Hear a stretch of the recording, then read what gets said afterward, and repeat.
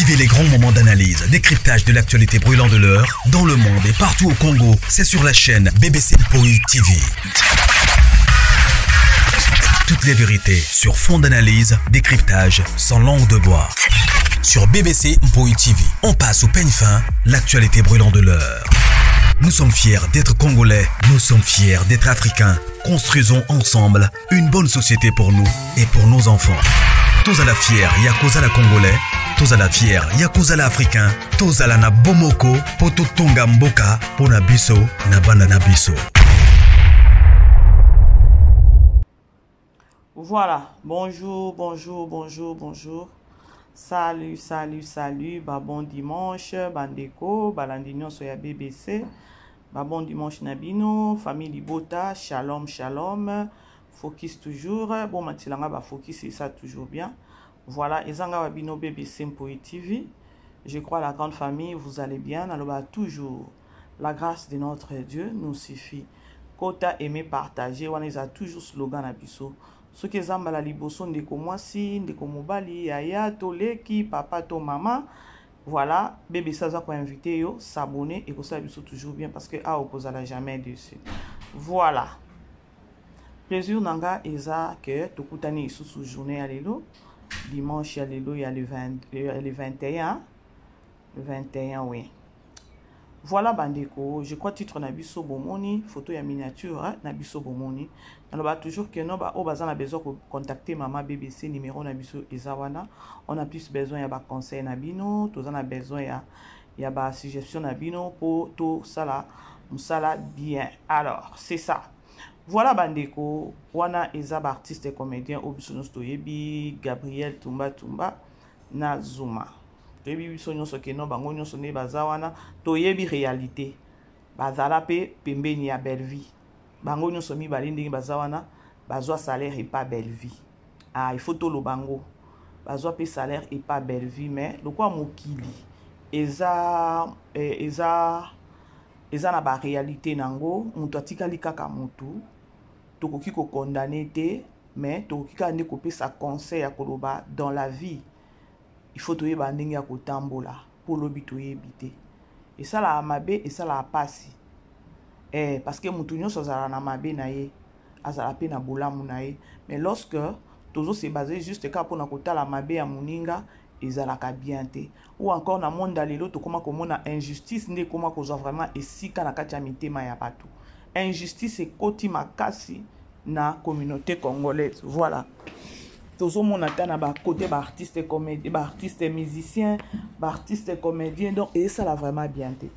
Titre la biso bomoni bandeko ezo yinda entre Zuma na Yagabi. Balobaka yaya il faut se respecter pour les qui a respecter yo. Alors toyebite likambo eza nini eza keno Gabriel atindi message ya koloba keno ou encore a lancé message et pas Zuma ya koloba kenon na ba chroniqueur ou encore chroniqueuse nyonso ya SB muntu azo manquer trop ezanani eza Zuma bandeko bo matiselanga ba focus tozo solola bo aimer bo partager to kopesa biso boyebi bino nyonso kenon mama bébé ça ki na nango kaka na conseil nga na zawana na telemelaka ba anti-valeur. Voilà. Yagabi azaki ya kosilika donc asiliki penza donc ponaye a ciblé déjà Zuma ya koloba keno Zuma azo manquer respect trop na ba sortie médiatique naye na ba nini naye et tout bino nyonso boyebi façon Zuma travaillaka sur internet ninge ça ba sortie médiatique naye alors biso nyonso to regrettaka déjà comportement ya Zuma mais tokoki ko ça là autrement parce que on est la réalité à Moutou. Le cœur de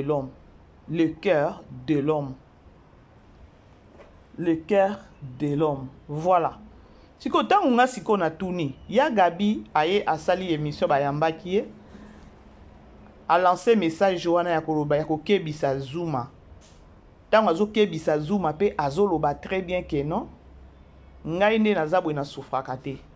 Et chose grave je crois na sala ka ba analyse nanga chaque fois lorsque na monaka mama Teresa abimaka tangu ya Gabi abimaka toyebaka biso nyonso ke non ba pesaka bango mbongo parce que ceux qui ezalaki moko eloko moko volontaire je ne pense pas que non tongete wana monaka ba tête mibale na ndenge babimaka Gabriel na mama Teresa na minute akoti na ndako.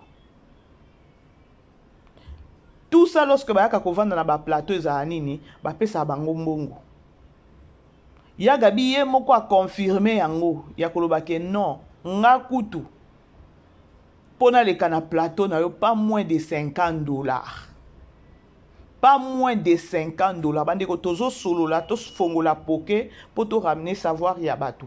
Parce que lorsque biso ou encore ba artiste comédien babimaka bazoya ko sala ba analyse na bango ko finga ko loba babiloko moko oyezo honorer personnalité na bango te tant que bato oyo ba edikaka mas. Basi ba bimi na nzela. Ya Gabi a précisé bien. Alobi ke non nga de naza boye.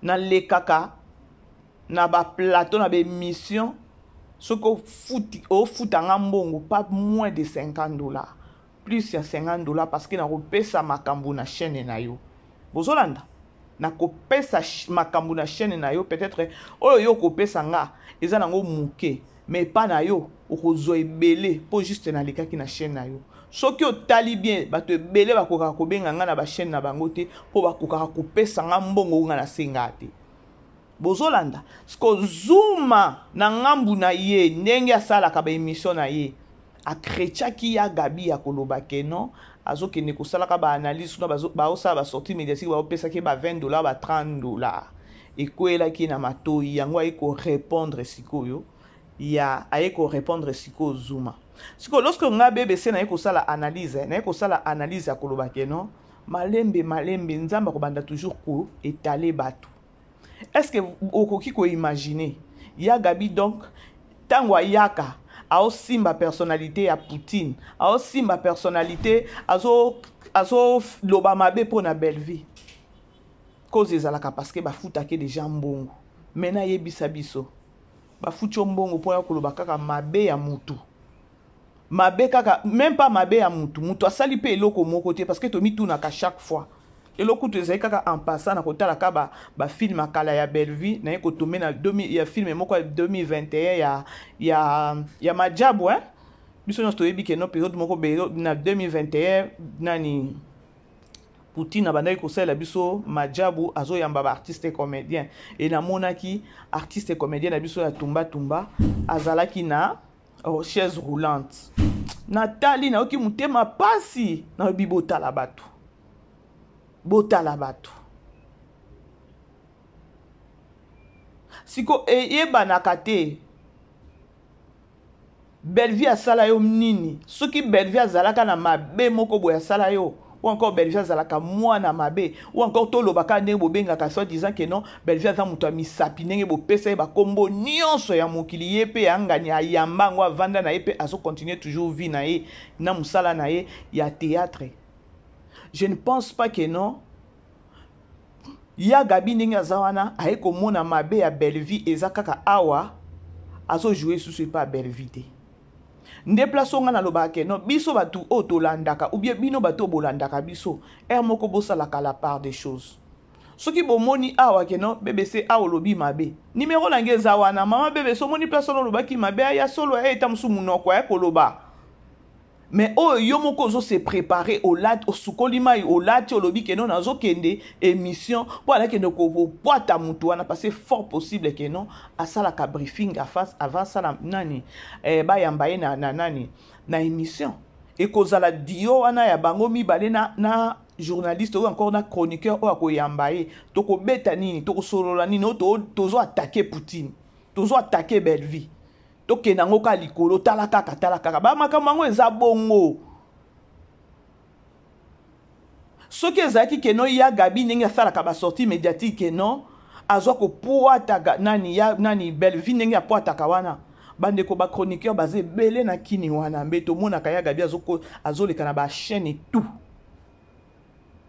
mais lokola salela ka yango te prix na ye o ya senga ka ya po boyamba ye na émission eza mwa likolo ba chroniqueur na ba chroniqueuse mususu bakokaka yango bakokaka kofuta yango te yango bomonaka azalaka na ba 2-3 chaînes oyo ase santaka lezo bapesaka mbongo penza po asala apesa makambo na chaîne ya kofinga nani ya kofinga Poutine bande ona olingaka juste kana fongola bino poke na sens moko ya bien mais ça la mabe soi-disant mon sambeli soi-disant mon serviteur servant de Dieu mutu wana oyaka kobebisa réputation na ye aza mutu afuta yo salaire elinga ozala pe bien lokola likambo yango eza déjà cop eza cop epa na yo ya bachaîne oyo balobi ke tobenga ya Gabi tosola nini boye soki botali eza na bachaîne mosusu oyo bayambaka ye azalaka dès le début azokatakata bato manga azokata chroniqueur mangala to nini donc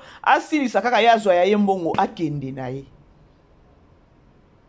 bandeko ça fait mal bino bato bolandaka biso esalaka mabe makasi ya lorsque bozomona mabe bozo appuyer soki bobandaki kotelemela mabe mbele bamabe mosusu sur les réseaux sociaux ezalaka te na injustice.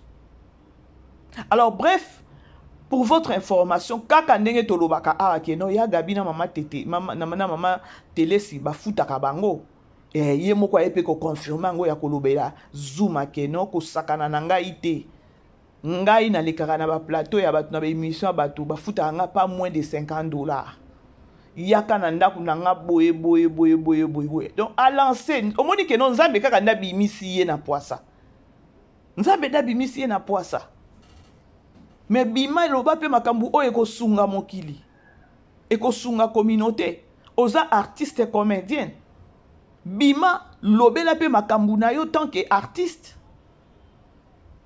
mais yo zo mbongo est-ce que mbongo eza mbongo ya bien ya babengi yo kaka balobi ke non toza na émission moko botolingi to yamba yo opesi mbongo opesi tarif na yo OK ça va to kopeso ango yo anoke ko sala émission ba libérer yo so yebandiko appel msala ngo de to sala na ba phone na ba appel kokota nzambe voilà. Alors et comme que ya Gabi na minute oyo azoka mutema pasi ya koloba ke yo ya ça se prononça que non aza SB comme pour dire que non ndenge aza SB soki bato bakoyamba ye bapesi mbongo ya o ya lukaka po alika na émission na bino soki bayebisi ke non tozo attaquer belle vie ako attaquer belle vie siko Zuma toyebi siko te pourquoi Zuma aza na mutema ya keto et pas ya Gabi. C'est comme si Zuma bengaki basa l'émission mbongo o ya sengaki ezaki likolo Zuma aboyi Zuma kokite nazo tuna kaka motuna parce que Zuma ye ya Gabi ayokaki ke non Zuma zoloba ke bayambaka ye kuna bapesa ke ba $30 ye a sollicité ke $30 aboyi to ndenge nini Zuma nini esali ke non aza na mwa eloko wana ya mabe envers ndeko na ye pe Abakuk ya Gabi aleli ke non na ba chroniqueur nyonso Abakuk Zuma mutu azo manke ye amoni yango ça devient de trop moni ke non respect zate parce que Zuma na ngambu na ye atelemi so disant ke non tango asala ba émission bapesaka ye boye biso nyonso toyebi Zuma ndenge azala na bilobela bato nyonso bazolela bilobela ya Zuma so disant mobali azala pe bongo te tosala biso ka analyse na ndenge ya bien mabe eza kaka ke non ya Gabi tango asalaka ba sortie médiatique na ye on la paye l'argent et pas moins de $50 et si comme bongo na bapesaka ye wana soki balobi to attaquer belle vie to attaquer pe bo attaquer pe belle vie mais ma belle vie likolo amemi pe belle vie likolo à la fin des comptes aye koloba ke non nazalaka SB mais ça mabe makasi à chaque fois nako zangaka jamais kolobaka likambo pona ba artiste et comédien ya komona artiste ozobima pona koya ko dénigrer pona koya koloba mabe muninga na yo artiste soki likambo ezoleka eza mabe entre bino bayambi yo ata bafuti yo mbongo kende nango na conseil beta c'était fait donc la kisa mabe place eza pesa conseil yebisa bango bosala boye po nyonso eza pona honneur ou encore eza pona fierté ya musala na biso tant que artiste malheureusement malheureusement parce que bato lokola ba tête lokola ba ya gabi baza bato moko boy déjà basala ba kombo ya gabi soki ba yambi bato batala kaka, c'est-à-dire que non azana monopole moko boy ya koloba que non soki okwesi pe opesi conseil na ndenge ya bien. Belle vie c'est ta petite sœur ndeko mususu nani sila na ebite so sila za ya na ye soki baza ba age moko parce que sila nga na ebi sila depuis na groupe Salongo sila banayi ko jouer pe na groupe Salongo ya gabi avec na bandi ko jouer te parce que sila za doyenne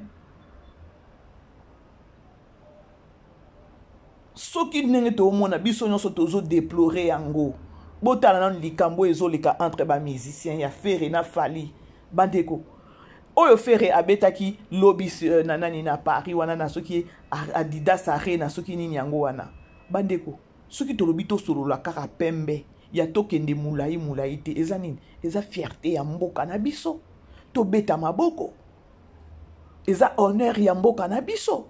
Mais voir concert réseau leka côté mususu ya Fali côté na ba page ba finga mabe ba loba mabe donc na tali bona lobi même les messieurs oyo azo beta musique na minute azo beta libanda ya mboka. Lorsque azo beta libanda ya mboka c'est-à-dire que non tout Congolais il faut vous soutenir pour esa fierté ya mboka na biso. Malheureusement bande ko natali lobi nazotala ba commentaire abatu na minute ba photo ezobima ba vidéo botala boye a tricher botala boye leader ezaka moko. Franchement ça fait très mal hein. Si ko virus wana eza virus moko boye to yeba ko détecter en côté o eza na kati ya ba Congolais moko ata ba musicien bango moko ba musicien pa na bango moko ata ba saka ba sortie médiatique penza te mais à côté ya ba comédien eleki comédien zo ko attaquer muninga na comédien sur les réseaux sociaux. Respect zapi na sepela ki kutuna intervention soki intervention na concert à lobby ba chroniqueur ba journaliste bazaki combien o bazaki ya ba rando na sepela ki na parole moko era lobaki bayambaki ye. Je crois na lobaki yango na émission mon asala ki lobby era lobby bandeko alobi concert oyo na yebi ne na okyo lobate parce que concert oyo réunir biso toza bato ba rando donc ezaki awa na Adidas Arena ma kofie beta mapenza mais toye komona ke non ma kofie beta mite. Par contre réconciliation to sengani ba pardon to bongisi na sepela ki neloko wana ma kofi nga kutu na bana ba bato ba okende kuna na concert nzambe ekoza nde nini mitu ya bato esali grâce luzola kena Nigeria awa na yoka mutema pasi message abimisa a lancé message à la bibandeko to eko sa musala libanda ya mboka na biso bo soutenir biso nanu awa ndeki tozana na Nigeria bo soutenir biso tangu boko tokozonga na Congo soki boko boma biso nde bo bomela biso ata na mboka na biso na mboka ya batute bo soutenir nanu biso Congolais boza bato ndenge nini muto a voyager te problème bozo linga kaka privilège na mutu moko bandeko Dieu est juste hein Dieu est juste bomoni tangu kanda nzambe ko kwela Congo na biso wana et ozaka pasi parce que Congolais na nous un au départ za mutu mayele l'état réfléchissaka te Congolais réflexion ezana c'est trop bas tellement inspiration qui motema mabe vanda. Lorsque kanda nzambe ko kita na Congo wana botala kanda nzambe ndenge beti Dubaï jusqu'à présent bato musu ba comprendre te nini eleki na Dubaï mbula ane beti eza nini ma belle qui na Dubaï ma belle qui na Dubaï eleki ata na temps ya nani ya Sodome na Gomorre parce que toyebi Sodome na Gomorre ezaki abomination ndele kaka mais na Dubaï bino nyonso boyebi ma belle kaka na Dubaï ba potapote ezaki wana est-ce que na temps ya nani ya Sodome na Gomorre bato babandoli ata bato babandoli banambatu bandeko nzambe atikali nzambe Congolais zairoi tozongisa nanu mituna mayele na biso tozongisa nani azwa biso mayele Congolais toza mitema mabe moko mutu batu mibimba balinga te mutu a évolué. Soki mutu a évolué bo komi ko kola ye ba biloko moko. Donc Congolais a besoin mutu, il y a échec ya mutu. Ça fait très mal la grande famille. Bandeko bo aimer bo partager, tozo solo la kaka. Tozo solo la. Et ça passe si bandeko. Ermoko na vanda na zoba nzambe. Pona nini boye mboka na biso eza na mutema mabe boye. Mutu azolala muka mutu azovanda azozo inspiration ndenge ya kokanela ndenge ya kolinga kokitisa muninga na ye. Bandeko mutu abongaka na sima mututi. Nini nanu oyo ya Gabi ndenge azawana oyo Belleville asalaye. Abosani keno naza artiste comédienne. Belleville aza déjà na campagne ya munene. Ngai Gabriel na sala déjà combo. Donc et pas Belleville. Ce qui naza bien na Belleville na ko raté ata na shooting mon côté na ko raté ata na film mon côté. Bandeko bozala vrai ko, bozala vrai na baninga. Congolais tozala ka ba vrai na ba église. Tozalaka vrai na entourage, tozala vrai na musala, partout tozala vrai. Ce bon moni na beti li solo oyo.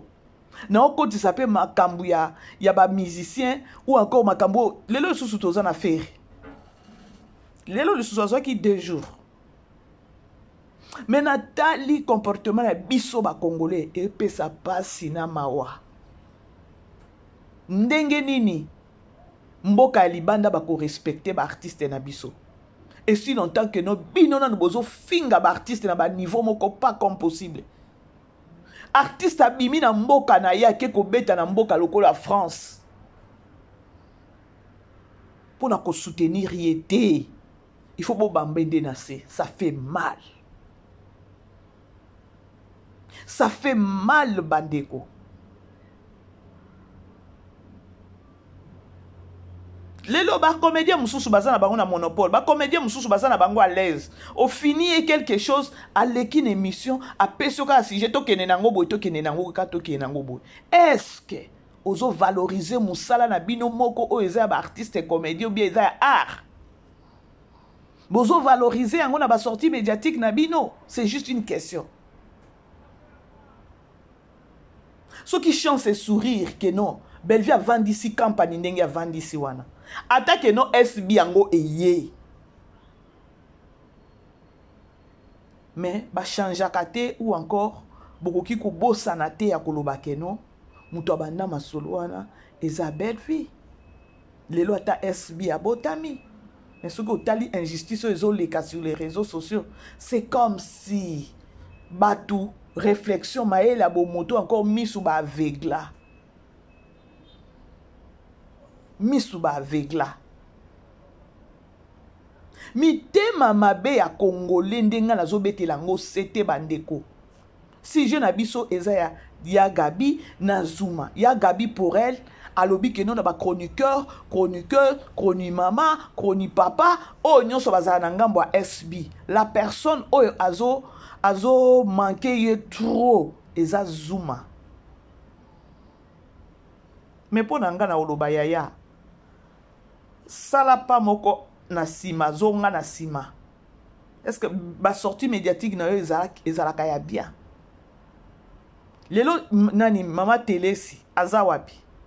Lelo mama Telesi akoti ndako mais azalaki attaquante moko boye soki azobima awa basi ba liese soki moi $40 abimi ezo kipete.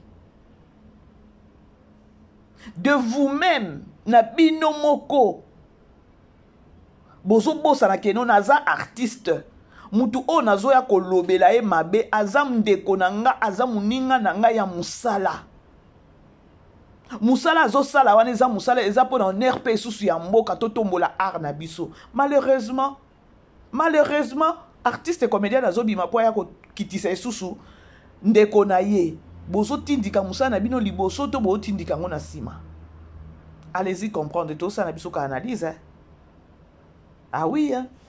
parfois tout ça la analyse auto réfléchir to pe ça peut bande comme sous conseil yango bozomona ntango nazosimba bacomédien naosimba mpe lisusu baartiste comédien soki banani nazosimba nanga bamusicien te naosimba comportement ya congolais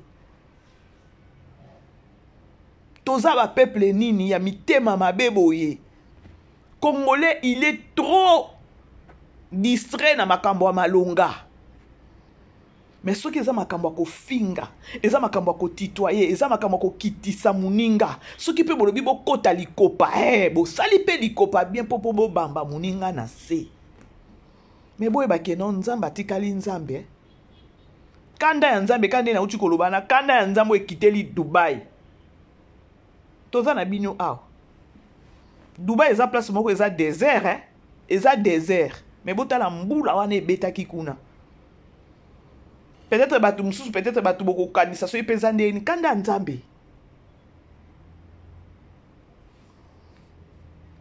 Congo eloko moko eza kaka motema mabe congolais alingi mundeko na ye congolais te tomonaki awa ntango Jani akufaki baartiste comédien ya diaspora batelemisaki eloko moko ezalaki très profond ya koloba keno biso ntango tokufelaka tomonaka bamusicien baya te mais bango ntango bakufaka biso baartiste comédien tomonanaka e na baproblème na bango peut-être ya baconcert banini biso baartiste comédien tosala nini tosala mpe bapromotion moko tokende nango na bagag tosoutenaka bango mais en retour bango bazwaka yango te epa bamusicien tout ça eza nini pourquoi bamusicien mpe baboyaka kosoutenir baartiste peut-être basoutenir bango na musika peut-être bayebi mpe bino mpe bozwa bato ya bilobela bino na bino nano bozopoata kutu ya baartiste musicien eza ta mwa propre mukie naoki oloba te ke no eza bien eza mwa propre mukie parce que hypocrisie mpe eza ya makasi na ngambu na bango mais na kote ya bacomédien hypocrisie eza esu te hypocrisie eza esu mpenza te moi je me demande naotala ta ntango naosala analyse na nga boye natali photo ya Gabi natali bafilme atourna na Bellevue TV est-ce que azalaki vraiment mutu aza mieux placé ya bayambi ye mpenza na plateau bapesi ye mbongo atake Bellevue asali yango Bellevue yango asala yo nini Bellevue yango asala yo nini esa pasi bandeko esa pasi lobi nalali minuit nanga ko prier tellement j'étais fatigué na koti na ba page natali ba commentaire nabi oh Seigneur okela biso na matière nini oyo feraki kosala na poto eza po na valeur ya mboka na biso ba découvrir ba talent ba découvrir ba musicien ya Congo. Donc bref na okyo lo bakeno façon biso ba congolais tozo utiliser réseaux sociaux c'est pas les eza bongo te to utiliser réseaux sociaux ma bé ya ma bé makasi oto okoka même pas ya koloba keno awa muninga kende na mboka musika ake na mboka mususu kuna to soutenir tango akozonga boy nde to banda ta rando na biso c'est difficile avec les Congolais. Comment est-ce que bamboka mususu epesa bino valeur? Comment est-ce que bamboka mususu ba pays voisin et ko pesa bino respect? Et si longtemps bino na bino moko nanu bo lingana te bino na bino bo bomana. Ce qu'on a tala kanyo sona na lobaka Seigneur, est-ce que Congo ko bongaka? Parce que niveau nanu ya mutema mabe o Congolais azanango toye ba peste source ezaka e uta wapi source ya ki mutema mabe ya Congolais e uta wapi?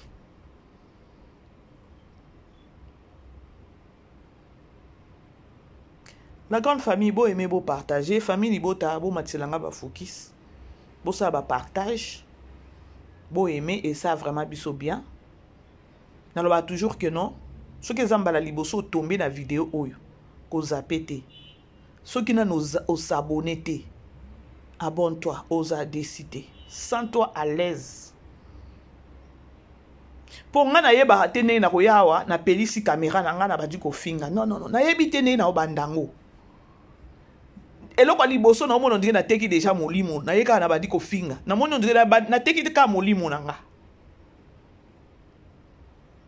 Mais ça fait mal hein. Ya bato mususu bazo futa bango mbongo hein. Siko tango to banda oloba awa wa makambo ezo bimaka ndenge nini bato apoto bazwaka matière ya ba artiste comédien ndenge nini kaka bango moko nde bate kaka kaka bango moko ndenge bate kaka. Est-ce que bozo valoriser mboka na bozo valoriser art na bino ba artiste comédien siko ya Gabi Oye pour nga kuto zaki ata mutu moko ko lancer message te ya koloba keno Zuma zo sakana nanga na ba soki na ba chroniqueur nyonso ya SB yenda zo mankenga na na place na ona yoka soni yo zo ya ko manke baninga yo sko ba manke yo te bomoni ndenge sala pasi muibi alinga ba yiba ete bomoni ndenge sala pasi muibi alinga ba yiba ete c'est pareil. Parce que yo ki mutema passe ndenge nini ke no Zuma zo mankenga. Mais yo na ba plateau tango mataka, oza toujours na ba manquement. Toujours ba manquement. Et j'avais vite compris que nga na bana ko comprendre en côté bandeko. Ya Gabi so ki abimi ba problème, ba so ki abimi ka na réseaux sociaux. Ba problème pas tu bo yo ke pe o akoti hôpital na ba tension. Mwana na eye moko abima leka lobi ke no tozo bundana to pekisa ye asa esu ba émission te mais to mona ke kaka ezongaka musoki za ba mike ba pesa kaye pas plus à $50 pas moins à $50 siko bino famille boyebi ke no wana eza kope ba ofuta ye bo lo ba isusu ta musu na kopa na bino pe boliaka $10 bo gangele te bo lobele te bo pekise pete. Pour ça cop déjà ya simbi déjà les cop na e et nous ça rappelle bien ça la cop ya koloba que non ce qui ne marche pas na ba artiste comédien yo zo joie courage wana ya koya kolobango si s'agit ko bongiso bongisi o betisi batumitu non bino boyo kana tende ni tu peux aussi le faire et ça bien et valoriser sous makasi ke na ndenge yo zo bima wana to mona kinani awa e bakata. Une femme respectueuse. Nga kala na banako mona ya nani e bakata za mutu moko ya ba problème et tout. Mais non, na ko vivre e bakata. Non bi non, fait dame azana mutema. Azape aza mutu moko linga buzo bate, poso itotali sur les réseaux sociaux au mona ke non. Ya kutu buzo bate. Na mona ki kutu moi extrait ya muke. A télémelaki soki Yves ya yambaka Gabriel chaque fois a télémelaki donc a mankaki eloko mo boye et il peut répondre qui e bakata mabe Yves wana extrait zana ngekutu kutu na salela ngo analyse mais na tali kala bia e bakata za muto ba problème te. Alors ba chroniqueur pe bazo sunga ba artiste te. Ceux qui sont artistes, ils déjà besoin de reconnaître l'eau qu'on a à Kolobakeno, chroniqueur ou encore YouTube, bazo nini bino, obetsa bino mitu. Bolingo boza na ba minimum na Kolobani. Bolingo boza na ba frère moko boy, na ba réserve moko boy. Botala Netata Poutine wana, botala Irsil Pechanga. N'importe qui ta okyo cha eli sangwe. Jakutu. Jakutu. Pour ebi que non, ba chroniqueur ope ba o memela biso ba problème. Chroniqueur ozo yamba artiste. Tout nanga ba question oyo na ko répondre, ba tout ba comprendre o ezo se passer peut-être na vie actuelle ya nga moko tant que artiste, peut-être pourquoi nazo mona na ba scène té, peut-être makambo belé. Mais ce qu'on tali la majorité à ba chroniqueur. Ceux qui vendent ici, il y a des artistes et comédiens, oyo kaka keno, ame mango kaka na polémique, Or, bino ceux qui vous bandez ko télémela bango, na mona ki Zidane a télémela kanga na za po na polémique te. Zidane a télémela ka ba chroniqueur o ba mema bango na ba polémique. obenga kinga lobi to ko sala émission na oyo na likambo mususu. Comment est-ce que vous posez nga ba question mususu? Au moins que non ezo simba te sa propriété valoriser personnalité na binoté. Si ko tangu ya Gabi ozo tinda message ozo lobo so kangelongi zuma ndazo mankenga. A mankenga respect mais yo na plateau ya kapé ko manquer ba tout. Quand il a manqué yo parce que toi aussi tu viens manquer les gens peut-être dans mon mususu soit ça le problème te.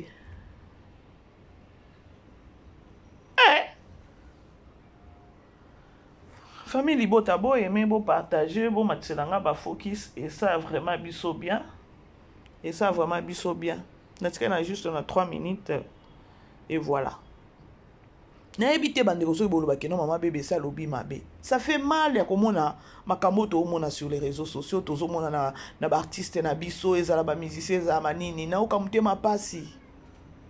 Pona nga kutu na zoloba concert ango ya fali et ce qui a fallu ya faire et si la nanu to vanda nanu kimia.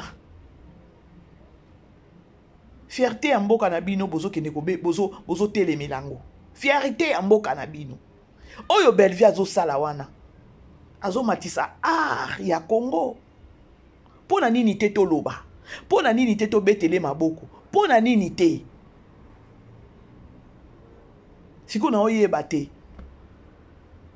Boluka nini peut-être na vie ya Bellevue wana. O azo sala musala ezo monana. O azo sala musala ezo ndimama. O azo sala musala o pezo lobi non. Nzamba continue ko pesa fi o makasi na mayele na sagesse ebele. Ah, c'est difficile, hein?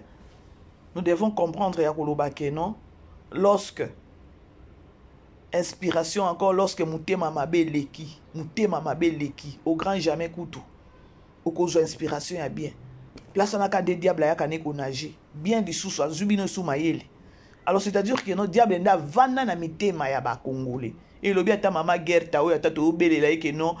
Ce qui m'a liboma bozongi sanzambe na mitema na bino ba Congolais bozongi sanzambe na mitema na bino po mutu o azana nzambe na kati na ye mutu o azana bonzambe na kati na ye azana akozana ba réserve belé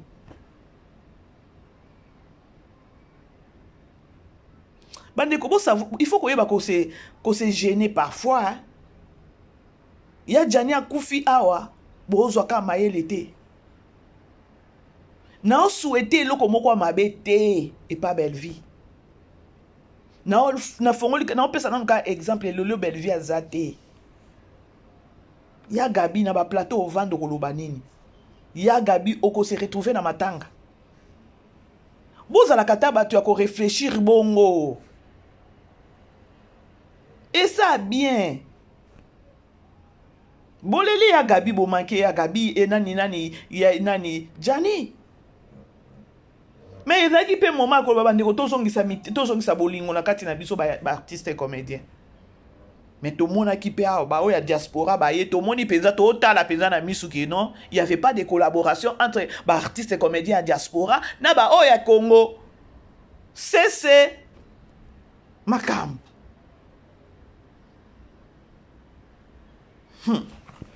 Ngana sai na juste ka analyse. Au grand jamais na ko ya awa pour na ya ko vanda wana liboso vanda kitia liboso makamona ngana eba na ngate ngana ngana ngako telemela ba anti Valère likona on a pesi conseil congolais tozongisa nzambe na mitema artiste comédien musicien ba fan boyeba ko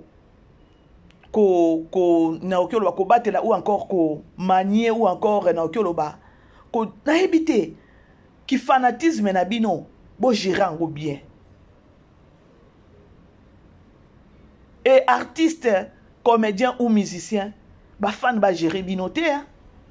Ceux qui fan comme alobia gérer bino bo mona que non tu vas te perdre vision na yo eko kende liboso te ah oui na lobi na ka vérité alors ba bon dimanche zoom soki ko manquer yo po ya ko manquer batu et kende ka bongo. Je vous aime bien, bon dimanche. Bisous, ciao. Vivez les grands moments d'analyse, décryptage de l'actualité brûlante de l'heure, dans le monde et partout au Congo. C'est sur la chaîne BBC Mpoi TV. Toutes les vérités sur fond d'analyse, décryptage sans langue de bois. Sur BBC Mpoï TV, on passe au peigne fin l'actualité brûlante de l'heure. Nous sommes fiers d'être Congolais, nous sommes fiers d'être Africains. Construisons ensemble une bonne société pour nous et pour nos enfants. Tous à la fière, Yakozala Congolais, tous à la fière, Yakozala Africain, tous à la na bomoko, poto tonga mboka, pona biso, na banda na biso.